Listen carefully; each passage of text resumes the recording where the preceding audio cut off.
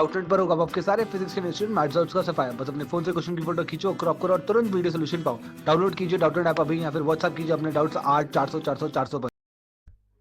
To masses of mass m1 and m2 ये दोनों किससे कनेक्टेड हैं? स्प्रिंग से कनेक्टेड हैं। स्प्रिंग का स्प्रिंग कांस्टेंट k दे रखा और ये जो सिस्टम है वो फ्रिक्शनलेस हॉरिजॉन्टल सरफेस पे रखा गया है। इनिशियली स्प्रिंग को स्ट्रेच किया जा रहा है थ्रू अ डिस्टेंस x0 से, और उसके बाद सिस्टम को रिलीज कर दिया जा रहा है रेस्ट से। तो पूछ रहा है what is the distance moved by the two masses before they again come to the rest. तो पिक्चर हमारे पास कुछ इस तरीके से है कि ये मास हमारा m1 है, तो ये लेट अस सपोज मास m2 होगा, ये हमारा मास m2 हो जाएगा। अब m1 m2 जो है वो स्प्रिंग से कनेक्टेड है, तो ये हमारा स्प्रिंग से कनेक्टेड है। m1 और m2 क्या कनेक्टेड है? स्प्रिंग से कनेक्टेड है। अब इनिशियली m1 m2 को स्ट्रेच किया जा रहा है। स्ट्रेच किया जा रहा है इट मीन्स दैट कि ये जो हमारा मास है ये थोड़ा सा इधर मूव करेगा और ये वाला मास m1 थोड़ा सा इधर मूव करेगा। तो अब स्प्रिंग जो है वो स्ट्रेच हो जाएगा। तो स्ट्रेच होके किस तरीके से हो जाएगा? अब जो ऐसे होगा कुछ इस तरीके से हो जाएगा। तो स्प्रिंग स्ट्रेच कर दिया गया। ये हमारे पास मास m1 है, ये m2 है। तो जो इनिशियली स्ट्रेच किया गया है वो कितने डिस्टेंस से स्ट्रेच किया गया है? वो डिस्टेंस दे रखा है। इनिशियल जो स्ट्रेच है वो x0 का स्ट्रेच है। इसके बाद सिस्टम को छोड़ा जा रहा है, तो छोड़ा जाएगा रेस्ट से। तो इस पे क्या होगा? एक स्प्रिंग फोर्स इधर काम करेगा और एक स्प्रिंग फोर्स इधर काम करेगा। दोनों सिस्टम को इक्विलिब्रियम पोजीशन में लाने की कोशिश करेंगे। उसके बाद एक बार फिर दोनों आएंगे, फिर उसके बाद किसी पर्टिकुलर डिस्टेंस तक आने के बाद फिर ये दोनों ऐसे ऐसे आ जाएंगे। इसके बाद ये कुछ देर तक ऑक्सीलेट करेंगे, फिर फाइनली ये क्या करेंगे? फाइनली रेस्ट में आ जाएंगे। तो ये क्या करेगा? इनिशियली हमने इसको क्या किया था? इसको स्ट्रेच किया था। उसके बाद ये हमारे पास इनिशियली हमने स्ट्रेच किया था, फिर ये दोनों इक्विलिब्रियम में आए, फिर ऑक्सीलेट करेंगे, फिर ये क्या होंगे? फाइनली रेस्ट में आ जाएंगे कुछ देर ऑक्सीलेट करने के बाद। तो अभी पूरे सिचुएशन में हमारा सेंटर ऑफ मास क्या होगा? इन दोनों मास सिस्टम का सेंटर ऑफ मास हमारा क्या होगा? कांस्टेंट हो जाएगा। तो चूंकि x डायरेक्शन में ही सारा वेरिएशन हो रहा है, तो let us suppose centre of mass कहीं किसी पोजीशन पे रहा होगा, xcm पोजीशन पे। उस पोजीशन को हम जीरो माने लेते हैं, क्योंकि वो सेंटर ऑफ मास क्या होगा? हमारा फिक्स होगा। तो वो पोजीशन हम मान ले रहे हैं कि जीरो है। दिस इज इक्वल टू क्या होगा?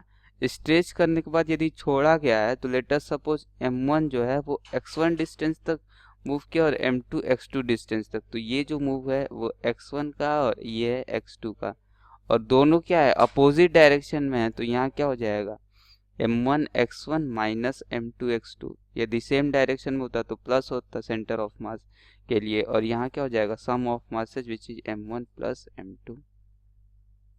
तो m1 प्लस m2 ये क्या हो जाएगा? जीरो। तो यहाँ से ये आ जाएगा m1 x1 is equal to m2 x2।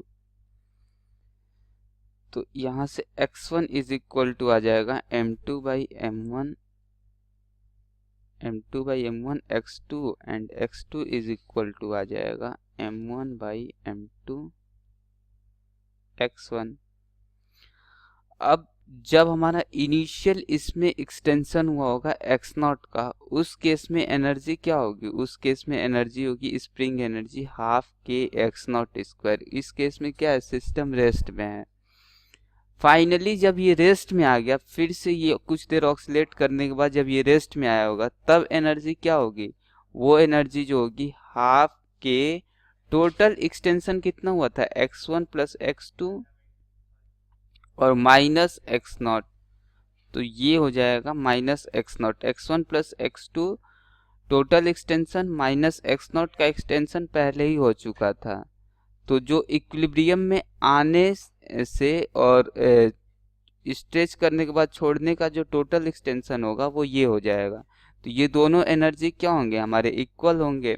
Conservation of energy से, तो यहाँ से हम लिख देंगे according to conservation of energy, according to conservation of energy क्या हो जाएगा,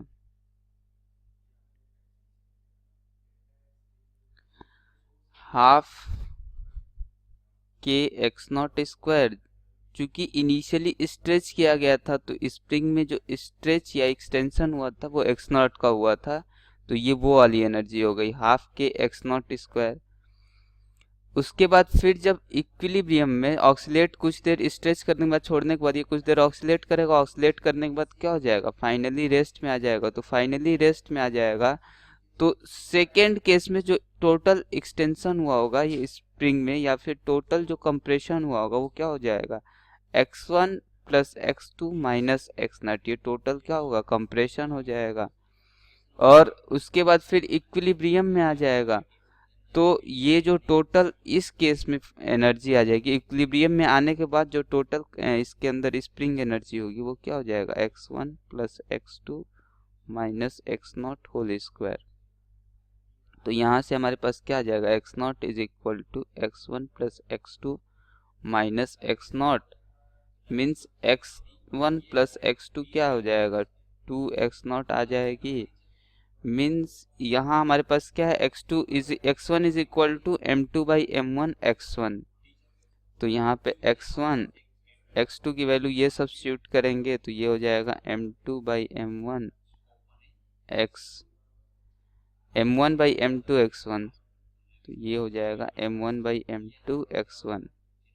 x2 की वैल्यू हमारे पास ये है तो ये हो जाएगा m1 by m2 x1, this is equal to 2x0।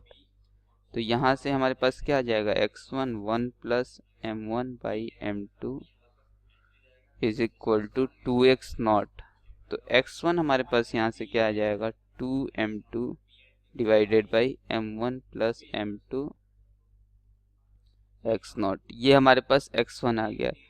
Similarly हम क्या लिख सकते हैं, सिमिलरली हमारे पास x2 कितना आ जाएगा, यहाँ जैसे हमने x2 की वैल्यू यहाँ सब्स्टिट्यूट करी थी तो हमारा x1 आ गया था, इसी तरीके से x1 की वैल्यू हम यहाँ सब्स्टिट्यूट करेंगे तो हमारा जो x1 आ जाएगा वो कुछ इस तरीके से आ जाएगा, 2m1 divided by m1 plus m2 x0। तो ये जो आ गई हमारी दोनों x2 और x1 आ गई, और यही हमसे पूछा गया था कि x2 और x1 जो होगा वो क्या हो जाएगा, find the distance moved by the two masses before they again come to the rest. तो रेस्ट में आने से पहले जो डिस्टेंस मूव होगा वो हमने इजीली कैलकुलेट कर लिया।